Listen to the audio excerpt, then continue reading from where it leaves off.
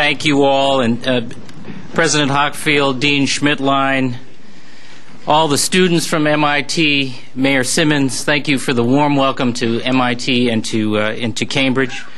I want to acknowledge the Lieutenant Governor and the members of our cabinet who are here, Attorney General Coakley, Auditor DiNucci, Speaker DeMazy, President Murray, and members of the legislature who have come. Ladies and gentlemen, one and all, and above all, fellow members of the Commonwealth community. We gather in anxious economic times. Nationally, the causes for concern are plain enough. The bubble has burst in overinflated real estate markets around the nation. Financial markets are in tumult, and financial institutions are in turmoil in the wake of the credit meltdown and the virtual collapse of Bear Stearns, one of the nation's largest investment banks, shows just how far the mighty can fall. The price of crude oil is over $100 a barrel and expected to stay there for the foreseeable future, while the price of gasoline is approaching $4 a gallon for premium. Unemployment nationwide reached 5.1% last month as employers reduced payrolls for the fourth month in a row. More than half the economists polled for the latest blue chip consensus outlook see the economy either now or soon to be in recession. Recession or not, things are not going well in the U.S. economy. In an economy that depends on consumer spending, consumers are not feeling very confident about spending right now. And while most economists see this recession, if it is one, as mild, even mild recessions take their toll. At the State of the State just a few months ago, I celebrated with you our strong job growth and general economic improvement over the last year. For these and other reasons, as the national economy has soured, Massachusetts has so far fared better than other parts of the country. That's a distinct change from the last two U.S. recessions, when those downturns hit us earlier and harder. Home sales are slowing and prices are falling, but not precipitously. Massachusetts' unemployment rate is actually lower than it was a year ago. At 4.5% in March, our unemployment rate was below the U.S. jobless rate for the 9th straight month. The state is losing jobs in retail and construction and manufacturing, and that does concern me. But we continue to add jobs in education and health services, as well as professional, scientific, and business services.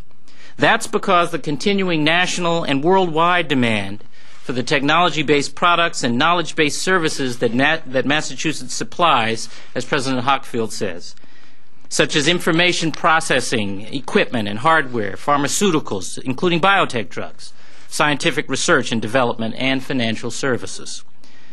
Of course, no single state's economy is recession-proof. We are tied to national and more to international economic trends. If things get worse nationally, we will feel it here. And let's face it, if the house in foreclosure is yours, if the job just cut is yours, if the business whose sales are falling through the floor is yours, the relative strength of the Massachusetts economy is cold comfort. People are anxious, and we need to pay attention to that. For all those who are feeling anxious, I want you to know that you are not alone. We are one community in this Commonwealth. Each of us has a stake in our neighbors' dreams and struggles as well as our own. Everything we do in that spirit. Community means sharing responsibility for one another, leaning on each other in good times and tough ones alike. And that spirit of community has sustained us in the past and can again, because our people are the source of our strength. The vitality of our Commonwealth is driven by uncommonly talented people. Whether you manage a mutual fund or work in the State House, whether you toil over a lab bench or manufacture precision tools, people are the source of our prosperity today and the source of my confidence in tomorrow.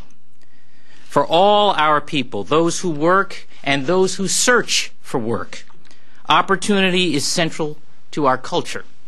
We cannot stand by, and I will not stand by idly when this culture of opportunity is at risk. State government is too fiscally constrained to ride to the rescue at times of broad national economic distress.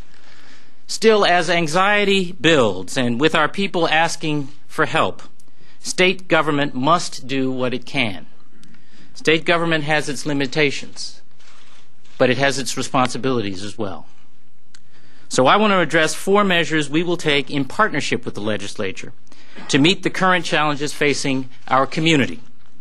Our plan to secure our future involves 1, restraining discretionary spending, 2, investing aggressively in our infrastructure and our people, 3, positioning ourselves for long-term growth, and 4, maintaining an adequate safety net.